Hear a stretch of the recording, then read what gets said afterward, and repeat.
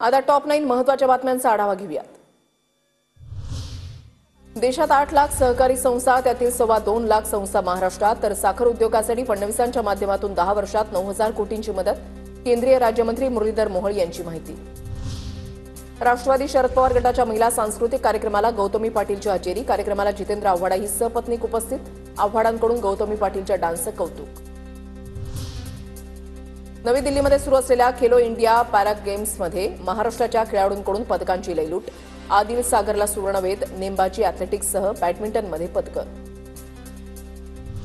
लोकसभेत महायुतीची पिछेहाट झाली तेव्हा मवियाचे 4-5 मुख्यमंत्री तयार झाले। अनेकांनी मंत्रालयामध्ये जाऊन आपली कार्यालय बघितली, मात्र विधानसभेचा कौल त्यांना समजला नाही। सुनील तटकरेंची मवियावर टीका। पुण्यातल्या कृषी महाविद्यालयामध्ये माणिकराव कोकाटेंच्या कार्यालयाला विरोध। विद्यार्थी, प्राध्यापक आणि काही राजकीय पक्षांचा आक्षेप। 2 कोटी रुपये खर्चून कार्यालयाचं काम सुरू। मुंबईतील रस्त्यांच्या कामामध्ये महाघोटाळा। आदित्य ठाकरेंचं मुख्यमंत्री फडणवीसांना पुन्हा पत्र। दोषींवर कडक कारवाई करा, आदित्य ठाकरेंची मागणी।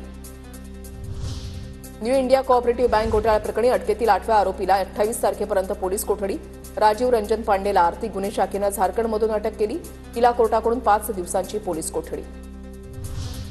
राज्यामध्ये उष्माघाताच्या धोक्यामध्ये वाढ। आतापर्यंत 21 रुग्णांची नोंद। सर्वाधिक उष्माघाताचे रुग्ण गडचिरोलीमध्ये। सार्वजनिक आरोग्य विभागाकडून नागरिकांना खबरदारीचा इशारा। नांदेड जिल्ह्यामध्ये रात्री अवकाळी पावसाची हजेरी। वादळी वाऱ्यानं गहू, ज्वारी आणि हरभरा पिकांचं नुकसान। हातातोंडाशी आलेला घास हिरावल्यानं शेतकरी अडचणीत।